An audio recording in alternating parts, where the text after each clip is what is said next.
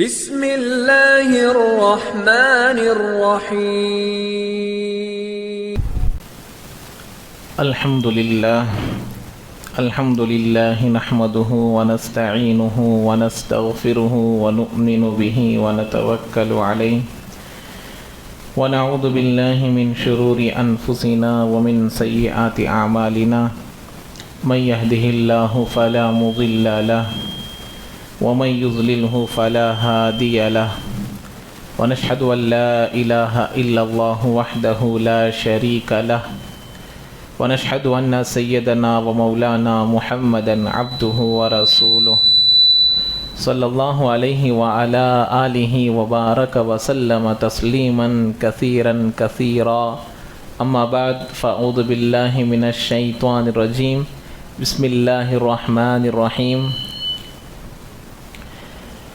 من يشفع شفاعة حسنة يكن له نصيب منها ومن يشفع شفاعة سيئة يكن له كفل منها وقال النبي صلى الله عليه وسلم كلكم راع وكلكم مسؤول عن رعيته أو كما قال النبي عليه الصلاة والسلام رب اشرح لي صدري ويسر لي أمري واحلل عقدة من لساني يفقهوا قولي اللهم صل على سيدنا مولانا محمد في أول كلامنا اللهم صل على سيدنا مولانا محمد في أوسط كلامنا اللهم صل على سيدنا مولانا محمد في آخر كلامنا بلغ العلا بكماله كشف الدجى بجماله حسنت جميع خصاله صلوا عليه وآله۔ معزز سامعین اکرام، بھائیوں، بزرگوں، دوستوں، اللہ تبارک و تعالی انسان کو آزمائش کے لیے دنیا میں بھیجا ہے، اور آزمائش اللہ تبارک و تعالی ایسی کرتے ہیں جیسا وہ چاہتے ہیں۔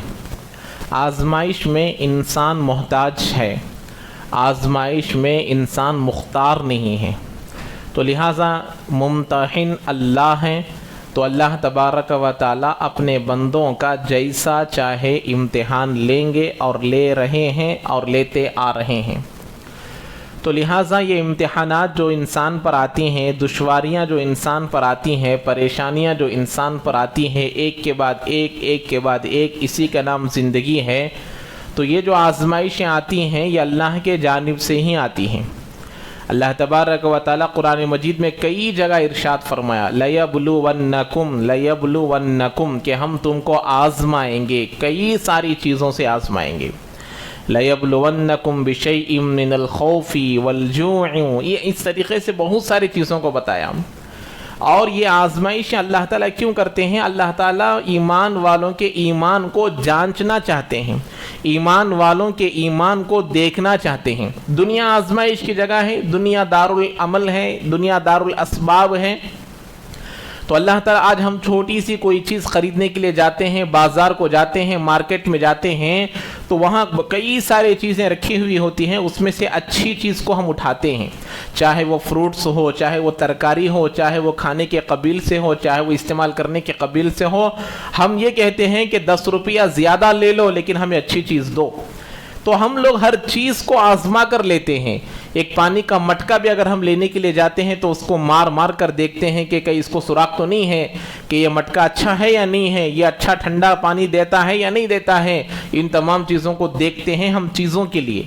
تو اللہ تعالیٰ یہ پوری دنیا کو بنایا ہے، انسان کو بنایا ہے۔ خلق الانسان، اللہ نے انسان کو بنایا فی احسن تقویم، بہترین سانچے میں بنایا، اور اللہ تعالیٰ انسان کو آزمائش کے لیے پیدا کیا۔ تو جب ہم چھوٹی سی کھانے کی چیزوں کو آزماتے ہیں، استعمال کی چیزوں کو آزماتے ہیں، ٹماٹر لینے کے لیے جاتے ہیں تو اچھے ٹماٹر ہم اس کو چن چن کر ڈالتے ہیں، ترکاری کو چن چن کر لیتے ہیں، فروٹس کو چن چن کر لیتے ہیں۔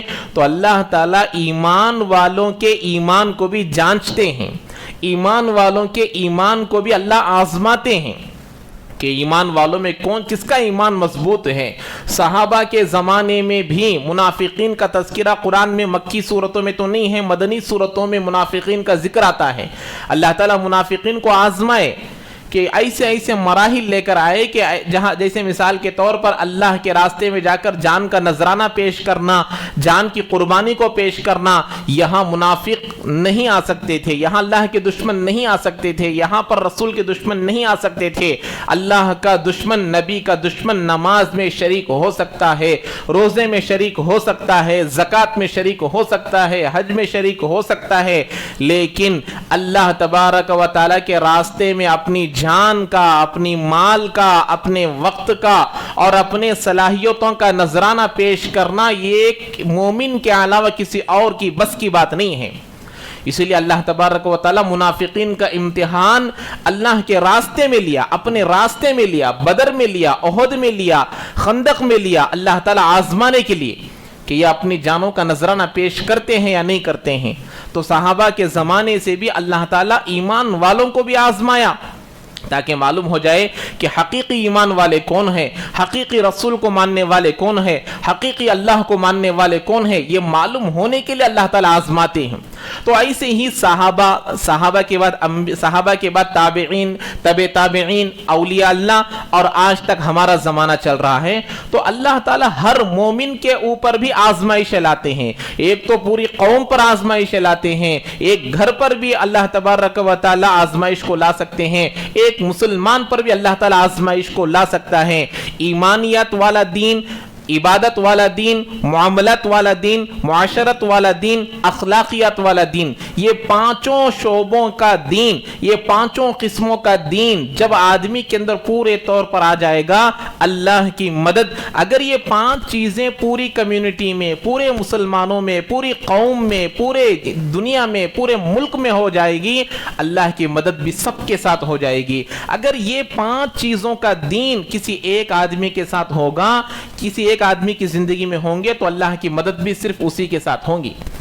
اللہ کے وعدے یقین پر ہے، اللہ کے وعدے اعمال پر ہے، اللہ کے وعدے اللہ پر بھروسہ رکھنے پر ہیں۔ فَلْيَتَوَكَّلِ الْمُتَوَكِّلُونَ، ایمان والے، توکل کرنے والے، بھروسہ کرنے والے، اللہ پر بھروسہ کرنے والے۔ ہمارے دنیا میں جیسے بھی حالتیں آ جائے، پریشانیاں آ جائے، ہمارے پریشانیوں کا خاتمہ موت ہے، ہماری دشواریوں کا خاتمہ موت ہے، ہماری یہ پریشانیوں کا، دشواریوں کا، ان صعوبتوں کا خاتمہ موت پر ہے۔ موت آ گئی، ایمان والے کے درمیان اور اللہ تعالیٰ کے درمیان ایک موت آڑ ہے۔ جب موت آ جائے گی تو بندہ آخرت کا سفر میں چلا جائے گا۔ ایک عاشق اور معشوق، اس کو کہا جائے کہ درمیان میں ایک چیز حائل ہے، اس کو ہٹا دیا جائے گا تو تم کو تمہاری معشوقہ مل جائے گی، تم کو تمہاری عاشقہ مل جائے گی، تو وہ آدمی کتنا خوش ہوگا۔ ایسے ہی ایک مومن اپنے اللہ کو ملنے کے لیے صرف موت آڑ ہوتی ہے۔ تو دنیا میں اللہ تعالیٰ آزمائشوں کے لیے بھیجتا ہے، امتحان کے لیے بھیجتا ہے کہ اللہ تبارک و تعالیٰ دیکھنا چاہتے ہیں کہ یہ حالتیں آنے کے باوجود بھی دین پر باقی رہتے ہیں یا نہیں رہتے ہیں، ایمان پر باقی رہتے ہیں یا نہیں رہتے ہیں۔ اللہ تعالیٰ خود قرآن میں کہہ رہے ہیں لیبلوکم، ہم آزمائیں گے، بھوک سے آزمائیں گے، دشمنوں سے آزمائیں گے، ظالموں سے آزمائیں گے۔ اللہ کے نبی علیہ السلام نے فرمایا کبھی بھی تم اپنے حکمرانوں کو برا بھلا نہ کہو، ہمارے اعمال جیسے رہیں گے ہمارے حکمران ویسے رہیں گے، ہمارے اعمال جیسے رہیں گے ہمارے بڑے ویسے رہیں گے، ہمارے اعمال جیسے رہیں گے ہمارے حاکم ویسے رہیں گے۔ اسی لیے عربی کا ایک جملہ ہے اعمالکم عمالکم، تمہارے اعمال تمہارے سردار ہے، ہمارے جیسے عمل ہیں ہمارے سردار ویسے بنیں گے۔ اللہ کے نبی علیہ السلام کے زمانے میں ایمان مضبوط، نماز مضبوط، اخلاق مضبوط، ایمانیات مضبوط، تو ان کے آقا کیسے تھے، ان کا حاکم کیسا تھا، ان کا سردار کیسا تھا کہ اللہ کے نبی علیہ السلام کے زمانے میں حکیمانہ، عادلانہ حکم ہوا کرتا تھا۔ عبداللہ ابن عمر رضی اللہ تعالیٰ عنہ کے زمانے میں، عمر بن عبدالعزیز رحمۃ اللہ علیہ کے زمانے میں ایک شیر اور ایک بکری ایک ساتھ چرا کرتے تھے۔ اتنا انصاف لوگوں کے اندر آ گیا تھا کہ اللہ کے نبی علیہ وہاں کے زمانے کے لوگ کہتے تھے ایک شیر اچانک ایک آدمی بکریوں کو چرا رہا تھا، شیر آ کر حملہ کر دیا، اسی وقت وہ چرواہے نے کہا اللہ اکبر انا للہ و انا الیہ راجعون، امیر المؤمنین عمر بن عبدالعزیز رحمۃ اللہ علیہ کا انتقال ہو گیا۔ اب تک ایک بکری کے اوپر ایک شیر حملہ نہیں کرتا تھا، اب کر رہا ہے تو کیا معلوم ہوا کہ یہ امیر المؤمنین اب دنیا سے چلے گئے ہیں۔ یہ حکیمانہ، یہ عادلانہ یہ دنیا میں چلتے تھے تو اس وقت دنیا میں عدل، انصاف بہت سستا تھا، انصاف لوگوں کے اندر عام ہو گیا تھا جب دنیا کے اندر ایک عورت کی عزت محفوظ تھی، عورت کا مال محفوظ تھا، مسلمانوں کا مال محفوظ تھا، غیروں کا مال بھی محفوظ تھا۔ ہماری کتابوں میں، ہمارے قرآن میں، ہمارے احادیثوں میں آپ اٹھا کر دیکھیے، ذمی ایک آدمی کہتے ہیں، مسلمان تو مسلمان ہوتا ہے، ذمی جو غیروں کا ہوتا ہے وہ اللہ کے علاوہ دوسرے کی پوجا کرتا ہے، بتوں کو مانتا ہے، وہ ہمارے مسلمان ملکوں میں رہ سکتا ہے۔ ذمی کا مطلب ہے کہ مسلمانوں نے اس کی جان کی ذمہ داری لی ہے، اس کے مال کی ذمہ داری لی ہے، اس کے گھر کی ذمہ داری لی ہے، اس کی بیٹی کی عزت کی ذمہ داری لیے ہیں، اس کی ماں کی عزت کی ذمہ داری لیے ہیں۔ ہماری کتابیں کھول کر دیکھیے، عمر ابن عبدالعزیز رحمۃ اللہ علیہ کے زمانے کے بعد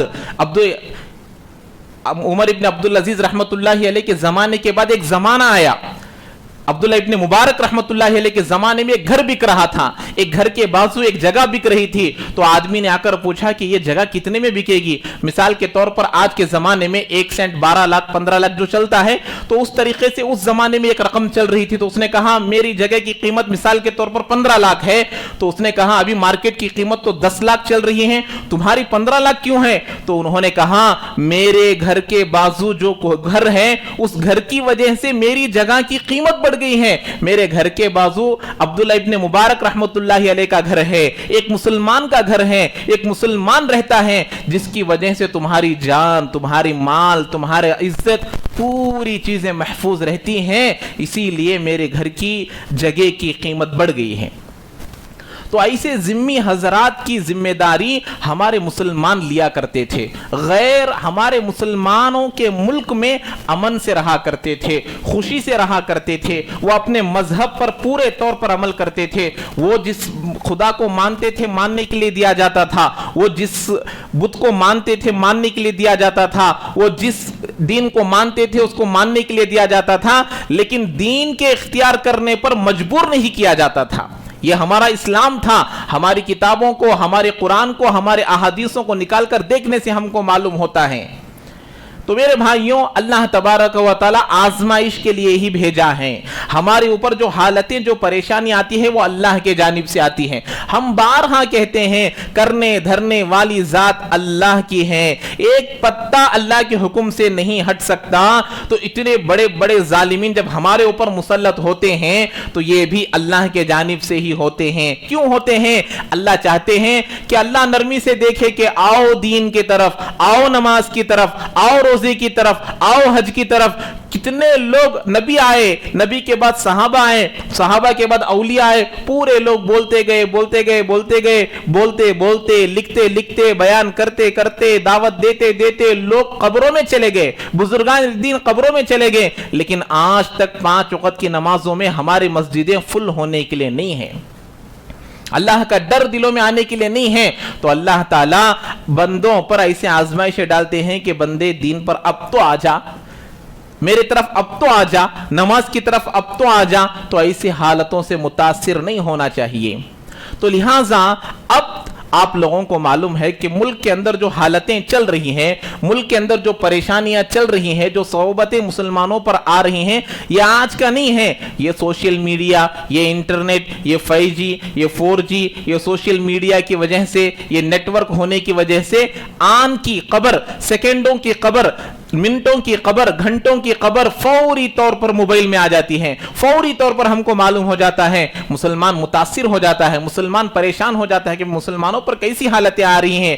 اس سے پہلے کی حالتوں کا مطالعہ آپ کریں گے، اس سے پہلے کی حالتوں کا اگر کتابوں کو نکال کر دیکھیں گے، فلسطین کے ملک میں مسلمانوں پر ایک ایسی حالتیں آئی ہیں، اتنے مسلمانوں کو قتل کر دیا گیا، اتنے مسلمانوں کے خون کو بہا دیا گیا، جب ان کا بادشاہ گھوڑے پر سوار ہو کر اس ملک میں آ رہا تھا تو گھوڑوں کے گھٹنوں تک خون بہ رہا تھا، اتنے لوگوں کو قتل کیا گیا تھا، پانی نہیں بہ رہا تھا بلکہ خون بہ رہا تھا کہ وہ گھوڑوں کے گھٹنوں تک خون بہ رہا تھا مسلمانوں کا۔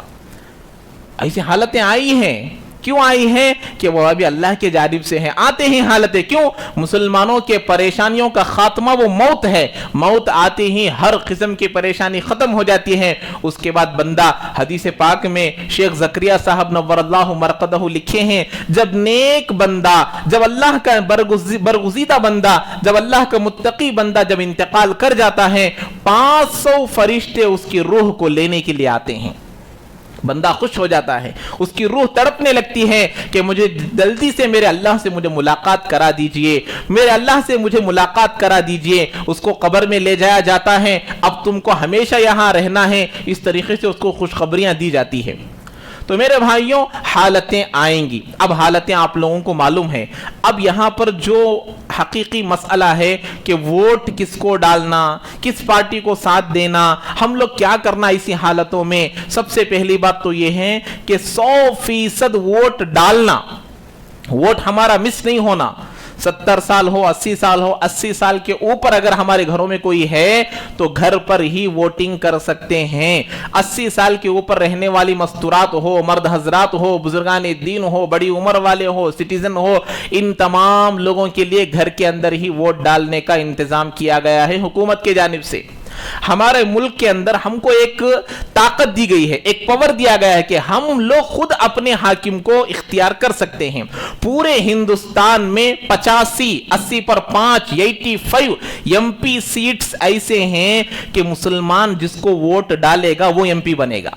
80 पर 5 सीट, 85 सीट्स ऐसे हैं, लेकिन हमारे वोट तकसीम हो जाने की वजह से, हमारे वोट बढ़ जाने की वजह से आज हम जिसको कायद बनाना चाहते हैं वो हमारा कायद नहीं बन रहा है, बल्कि हम जिसको दुश्मन समझते हैं वो हमारा कायद बन रहा है, वो हमारा हाकिम बन रहा है, वो हमारा बड़ा बन रहा है।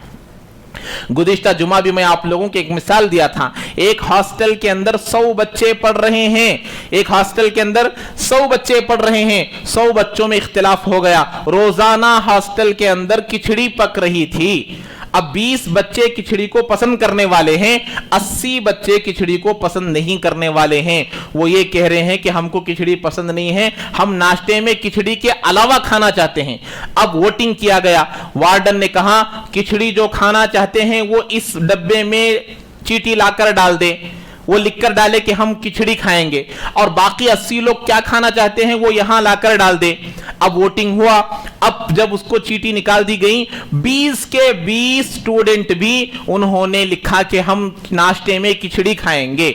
अब 80 बच्चों के चीटियों को निकाला गया, 12 लोग डोसा लिखे हैं, 18 लोग उसमें इडली लिखे हैं, और 10 लोग उसमें चित्रन्ना लिखे हैं, और कुछ लोग कुछ लिखे हैं।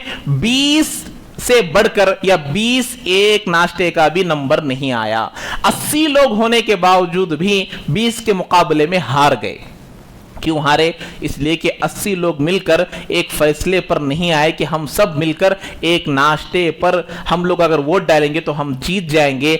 ऐसे ही मेरी और आपकी मिसाल है कि आज हम लोग कम्युनिटी बनाकर एक मशवरा कर कर एक राय पर मुत्तफिक होकर अगर हम फैसला करेंगे तो इंशाअल्लाह हम जिसको अपना हाकिम बनाना चाहते हैं, हम जिसको अपना बड़ा लीडरशिप देना चाहते हैं, हम उसको बना सकते हैं।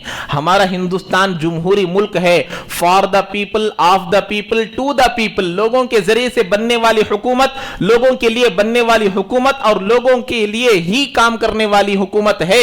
लोगों से ही बनती है, लोगों में से ही बनती है और लोगों के लिए ही बनती है।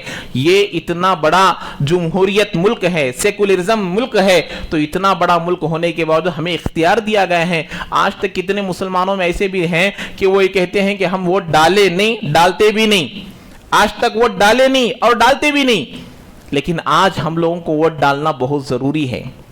ये कोई सियासी नहीं है, ये कोई बेकार काम नहीं है, बल्कि आज का मौका तो ऐसा है कि हमारे लिए वोट डालना और हम अपने वोट को इस्तेमाल करना बहुत ज़रूरी है। सोचे समझे किसको डालना है, डालकर आए और उसके बाद अमन के लिए, चैन शांति के लिए, इत्मीनान के लिए दुआएं करे।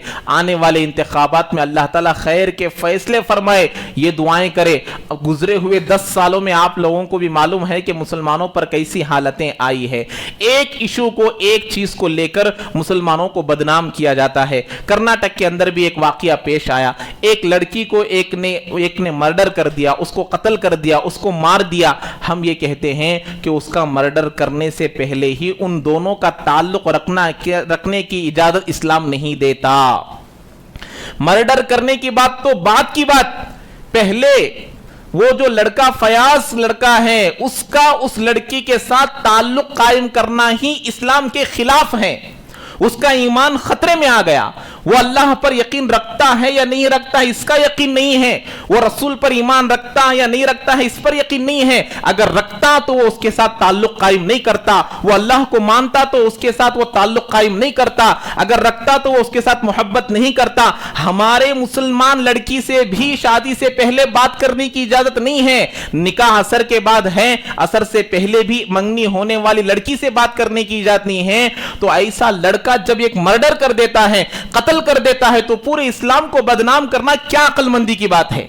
हमारा इस्लाम इसकी इजाजत नहीं देता। जो कत्ल किया है वो कातिल है, चाहे वो मुसलमान हो चाहे वो कोई भी हो, उसको जो सजा देना चाहते हैं दीजिए, लेकिन उसको सामने रखकर इस्लाम को बदनाम करना, उसको सामने रखकर पूरे मुसलमानों को बदनाम करना, यह अक्लमंदी नहीं है। इसकी पूरी हमारा इस्लाम खुद इसकी इजाजत नहीं देता। इससे पहले भी कई मर्तबा मैं बता चुका हूं, अल्लाह ताला कुरान मजीद में ऐलान कर रहे हैं, मन कतल नफ्सन बिगैर नफ्सिन औ फसादिन फिल अर्ज फकअन्नमा कतल अन्नास जमीआ। एक आदमी दूसरे आदमी को बगैर नाहक के, बगैर किसी शरई उज़्र के, बगैर कोई उज़्र के कत्ल कर देता है, उसका गुनाह कैसा है? पूरे दुनिया के लोगों को कत्ल करने के बराबर है। एक जान को ले लेना, एक आदमी को कत्ल कर देना, चाहे वो औरत हो, चाहे वो बच्चा हो, चाहे वो बच्ची हो, चाहे वो बड़ा हो, चाहे वो इस्लाम का दुश्मन ही क्यों ना हो, उसको कत्ल करना, अल्लाह ये कह रहे हैं कि पूरे दुनिया के लोगों को कत्ल करने के बराबर है। एक जान की कदर और कीमत इस्लाम ये बता रहा है। लेकिन आज इलेक्शन सामने होने की वजह से, इंतखाबात सामने होने की वजह से उसको इशू बनाकर इस्लाम को बदनाम किया जा रहा है, मुसलमानों को बदनाम किया जा रहा है। ऐसे एक वाकयात नहीं, हजारों वाकयात को सामने रखकर इस्लाम को बदनाम किया गया है, किया जा रहा है और किया जाता रहा। हम इसका पूरे तौर पर इसका ऐलान करते हैं कि जो भी ऐसे वाकयात पेश आते हैं वो दीन से हट गया है, वो रसूल की तालीमात से हट गया है, वो अल्लाह के तालीमात से हट गया है, जिसकी वजह से वो ऐसे काम करता है। हमारा जिसको एक लड़के का एक लड़की से मंगनी, एंगेजमेंट हो गया, अब उसकी शादी बिल्कुल करीब है। मैं तो आप लोगों को कह रहा हूं, असर के बाद निकाह है, असर से पहले फोन में बात करने की इजाजत इस्लाम नहीं देता।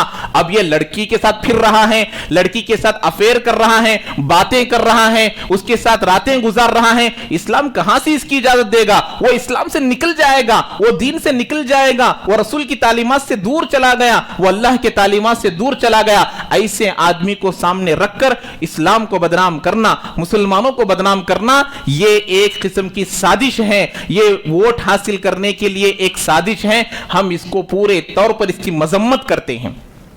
कोई भी आदमी जब गलत काम करता है, चाहे वो आपके मजहब के मानने वाला हो, किसी भी मजहब का मानने वाला हो, उसको आप लोग सजा दीजिए, उसको आप लोग बुरा बोलिए, लेकिन उसको सामने रखकर उसके मजहब को, उसके मजहब के मानने वालों को बुरा कहना, ये बिल्कुल इंसाफ की बात नहीं है, ये इंसाफ का तकाजा नहीं है, बल्कि ये जुल्म है।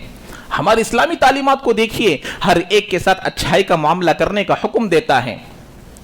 खुद अपने रिश्तों में जिनसे निकाह जायज होता है उनसे पर्दा करने का हुक्म है। अपने मामू की बेटी के सामने जब वो बालिग हो जाती हैं या ये बालिग हो जाता है, अब वो बगैर पर्दे के सामने नहीं आ सकते। अपनी फूफी की जो बेटी होती है उसके सामने वो नहीं आ सकता जिससे निकाह जायज है। तो ऐसे गैरों की औरत से, दूसरे मजहब के मानने वालों के साथ जब ये लड़का ऐसे काम करेगा तो ये हमारे इस्लाम से कोई ताल्लुक नहीं है, ये दीन से ताल्लुक रखने वाला नहीं है, ये नबी को मानने वाला नहीं है, ये अल्लाह को मानने वाला नहीं है। कातिल कातिल ही होता है, गुनहगार गुनहगार ही होता है। गुनहगार का कोई मजहब नहीं होता, गुनहगार का कोई मजहब नहीं होता, और गुनहगार को सामने रखकर उसके मजहब को बुरा भला कहना ये एक किस्म की साजिश है। और खास तौर पर इन मौके में, इलेक्शन के करीब में, इसको सामने रखकर वोट बैंकिंग बनाना और भी बुरा काम है।